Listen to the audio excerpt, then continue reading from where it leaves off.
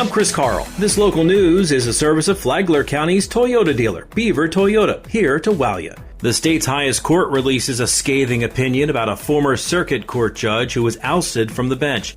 The opinion says ex-judge Scott DuPont, who presided over civil cases in Bunnell, made up claims about campaign opponent Malcolm Anthony, whom he beat in a re-election bid in 2016.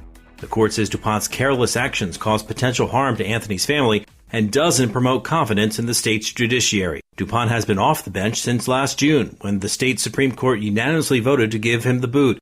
Their decision followed a recommendation from the Judicial Qualifications Commission. He's the first judge to be moved from the 7th Circuit bench in more than 2 decades.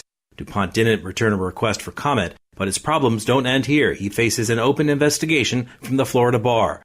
DuPont's replacement is in the works.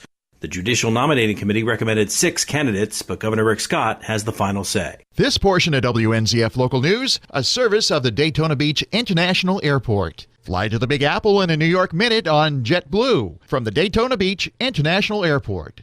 A long-awaited moment in Bunnell. They're finally getting a new city manager after 6 months of searching. Alvin Jackson comes to Flagler County as an economic development director elsewhere in the state. He's also a preacher in his spare time. Bunnell Vice Mayor John Rogers tells WNZF's Free for All Friday they'll discuss final contract negotiations at tonight's meeting. My personal favorite is Dr. Jackson. This guy's just amazing. He blew everyone away on the interviews, so we'll see how that goes. I'm just 20%. If we can get this fella in this community, everybody's going to fall in love with him. I mean, he's just energetic. He's got vision and passion. Commissioners have been without a city manager since firing Dan Davis in April. At tonight's meeting, they'll also hold the first of 2 public hearings on the budget and potential tax hikes. The company managing a city-owned golf course has weathered an attempt to terminate its lease. John Arking reports. On Thursday, the Flagler Beach City Commission voted 4-1 for staff to negotiate terms with Flagler Golf Management to resolve ongoing issues at the 9-hole Ocean Palm Golf Course. The company ended up closing the course last October